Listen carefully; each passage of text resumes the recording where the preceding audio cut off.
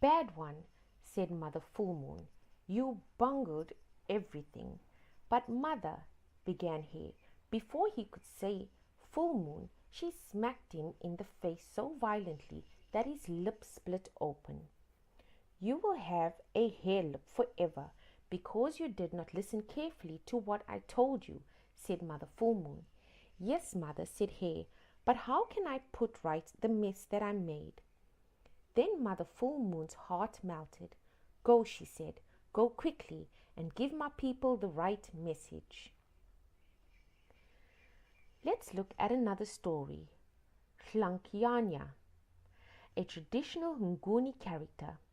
Hlankanya is a very small boy, as big as a thumb, but he is strong, stronger than all the other men in his father's kraal, and eats more than any of them.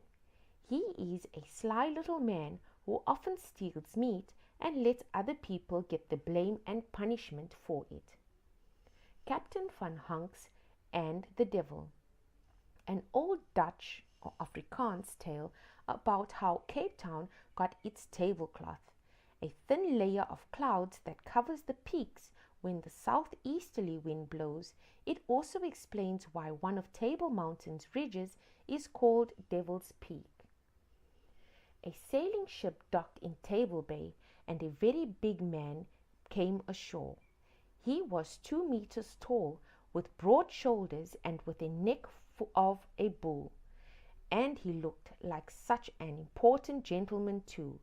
He had on a doublet of the finest silk, the buttons real rubies, the silver buckles on his shoes flashed in the sun. A long peacock's feather was stuck in his hatband. People crowded around curious. Is not that old Van Hunks?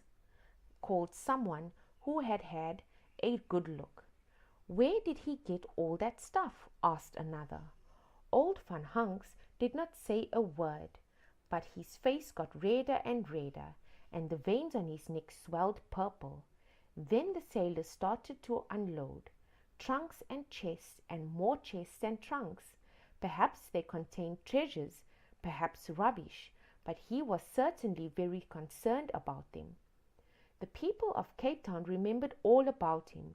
In the olden days, he had been the governor's huntsman. Then suddenly he had vanished without a trace. In those times, he had been as poor as a pauper. And look at him now. How could it have ever happened? People began to ask around quietly in corners and secretly in one of the taverns where the sailors drank. How had he done it? Such a scoundrel! Heads were shaken, fists were clenched, teeth were clenched. Sailing under the skull and crossbones, said one. A real pirate, said another. Certainly no captain of an ordinary ship, said the third. A child of the devil, they all agreed. May the devil take him. But Captain Van Hunks did not take any notice of all this talk.